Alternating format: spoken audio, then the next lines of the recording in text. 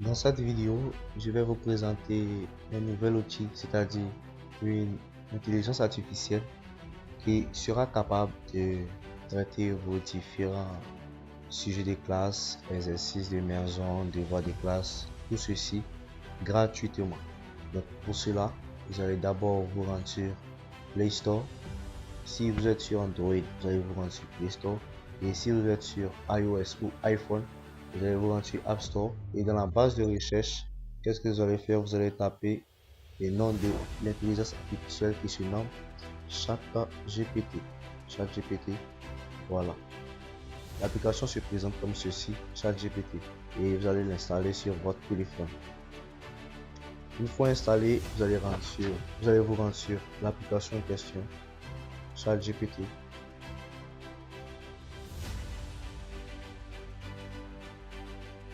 Une fois sur l'application, elle se présentera comme ceci.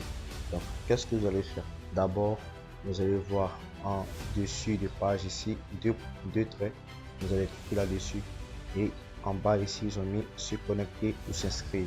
Vous allez cliquer sur se connecter ou s'inscrire et là, vous allez appuyer sur continuer avec Google et vous allez cliquer là-dessus, continuer avec Google. Et là, elle va vous présenter vos différents emails qui se trouvent dans votre téléphone. Vous allez par exemple choisir un email que vous utilisez beaucoup. Je vais utiliser un email ici. Là directement, vous serez connecté à ChatGPT avec ce email. Donc pour que ChatGPT puisse vous traiter des exercices, qu'est-ce qu'il faut lui demander? Donc c'est simple. Pour cela, vous allez taper sur la base de recherche que j'ai trouvé ici, il y a message. Vous allez taper là-dessus. Donc, par exemple, si vous avez un exercice en philosophie, en français, en mathématiques, en physique, elle peut traiter tous ces différents sujets. Donc c'est simple.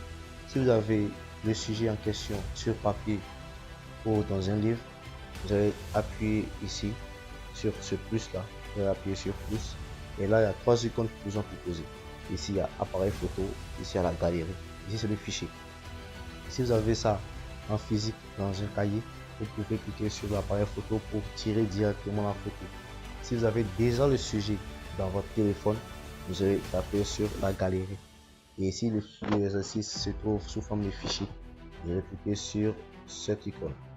Donc, si par exemple c'est un sujet en littérature et que, par exemple, je vais prendre une matière banale en philosophie et que le sujet vous a été proposé, par exemple, Dieu existe-t-il? Donc, qu'est-ce que vous allez faire? Vous allez taper ici directement, pas besoin de prendre une photo de quelque chose. Vous allez taper ici. Avant de mettre le sujet, vous allez d'abord lui demander, vous allez d'abord dire à ChatGPT que vous avez un exercice qui vous a été confié et que vous allez lui envoyer pour qu'elle puisse vous aider à le résoudre. Donc pour cela, voici ce que vous devez lui demander. Vous allez d'abord mettre bonjour. Vous revenez à la ligne et ensuite vous mettez j'ai un exercice que je n'arrive pas à résoudre. J'aimerais que tu m'aides à le corriger. Vous allez encore mettre point, revenez à la ligne. Si tu es prêt, je t'enverrai l'exercice concerné. Voilà, et vous allez lui envoyer cela. Et normalement, elle va répondre. Et effectivement, elle a répondu. Elle a dit bonjour, je suis prêt à t'aider. Tu peux m'envoyer l'exercice et nous allons le corriger ensemble. Donc, si c'est un sujet, par exemple, en littérature et en philosophie, par exemple, vous allez d'abord mettre sujet, deux points. Vous allez mettre le sujet en question. Là, je vais mettre Dieu existe-t-il? Ok, la point d'interrogation. Vous revenez à la ligne. Et là, vous donnez la consigne qui vous a été donnée par le professeur en classe. Si par exemple, le professeur vous a demandé de faire une dissertation ou un commentaire avec ce sujet, vous allez lui dire.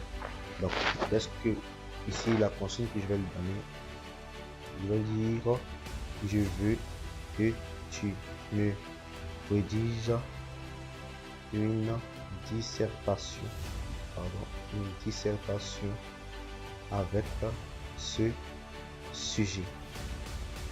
Et encore, pour revenir à la ligne, vous allez préciser quelque chose de très important.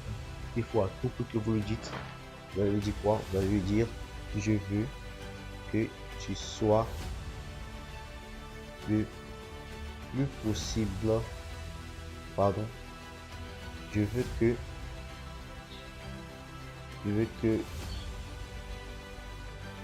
dire que par exemple, je veux que ta solution ou même ta réponse, je veux que ta réponse soit exacte, car je devrais car je dois le rendre à mon professeur. Pardon, à mon professeur. Donc, je réponds: je veux que tu me rédiges. Allez, je suis tranquille. Je veux que tu me rédiges une dissertation avec ce sujet. Je veux que ta réponse soit exacte, car je dois le rendre à mon professeur. Et là, on va lui envoyer. Et là, comme on le voit, ChatGPT a entré résoudre l'exercice en question. Qu'est-ce qu'elle a dit? Elle a dit ici que le sujet de l'existence de Dieu est complexe et profond et profondément personnel, abordé depuis des siècles, blablabla. Donc là, on voit introduction. Après ça, ici c'est le développement. Ça, ce sont les arguments que ChatGPT nous propose. Là, c'est le premier argument, deuxième argument, trois arguments. On a d'abord trois arguments qui montrent l'existence de Dieu, et elle va donner encore trois arguments ici qui montrent encore que vraiment Dieu existe et que Dieu existe. Et là, ça c'est la petite synthèse avant d'aboutir à la conclusion. Donc je vais lire la conclusion. La conclusion elle dit quoi? L'existence de Dieu reste une question ouverte sans réponse définitive. Les arguments en faveur et contre son existence continuent d'alimenter les débats dans la philosophie, la science et la religion. Si la foi peut donner à certains, donc comme vous voyez, elle a pu rédiger totalement les exercices. Donc ce qui est préférable, ce n'est pas copier directement ou lui donner à votre question. Si la réponse peut être exacte, mais il est obligatoire de vous-même ajouter par exemple des accords. Là par exemple, avant de donner l'argument, on veut d'abord mettre d'abord, ensuite ou enfin ou quelque chose par là. Donc maintenant on va entamer un autre type d'exercice, c'est-à-dire des exercices qui sont par exemple en sciences, c'est-à-dire les mathématiques, la physique, SVT, des choses comme ça. Donc, on va aller sur notre point de vue. Si par exemple l'exercice qu'on a devant nous se trouve dans notre cahier et dans notre livre ou sur forme de photocopie, on va appuyer sur le plus qui est ici et là on va appuyer sur l'icône galerie. Une fois sur galerie, on va continuer et là on va sélectionner l'exercice en question. Donc normalement l'exercice va s'afficher dans votre barre de recherche. Vous allez pouvoir voir. Donc il s'agit d'un exercice en physique chimie de la classe de 5e. Et là la question 1 demande nomme 1 l'indication KWC portée par la pile. On va quitter là. Et pour que l'IA puisse nous rédiger correctement cet exercice, on va lui demander la même chose comme celle qu'on lui a demandé lors de l'exercice en littérature. Donc ici, on va lui dire l'image ci-dessus présente un exercice qui m'a été donné.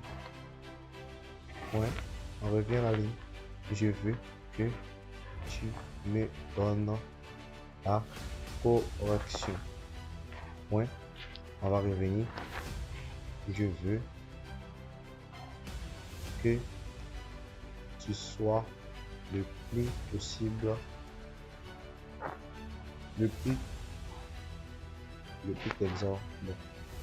Donc, comme l'autre là, je veux que ta réponse soit exacte. Voilà, c'est simple, on va dire ça seulement.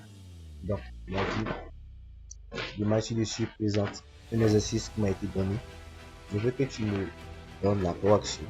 Revenir la ligne. Je veux que ta réponse soit exacte. Puis on va lui envoyer ceci. Nous allons attendre la correction comme le premier. Donc, qu'est-ce qu'elle dit là? Elle dit merci pour l'image. Voici la correction de l'exercice. 1. Nommer l'indication 4,5 votes portée par la correction qui se trouve en bas. J'ai mis l'indication 4,5 votes correspond à la tension électrique que la pile peut fournir. C'est la différence de potentiel électrique entre ces bornes. Donc, la réponse est exacte. Et en matière de sciences, toutes les réponses qu'elle va donner seront essentiellement exactes. Mais il faut surtout vérifier si elles ne sont pas trompées. Par exemple, si ici on dit nommer l'indication 4,5 volts, et puis par exemple se tromper sur l'image, elle va mettre peut-être 4,6 volts. Et là, ça va mélanger vos calculs.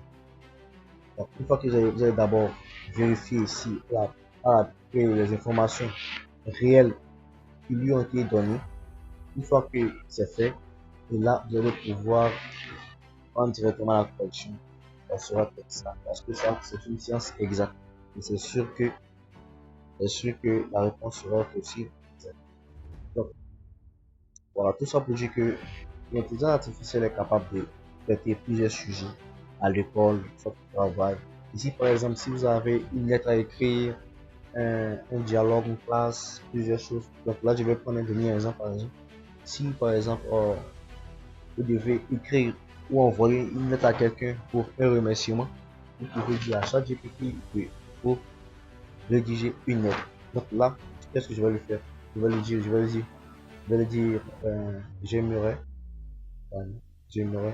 que tu rédiges une lettre de remerciement pour un cadeau que ma mère m'a offert.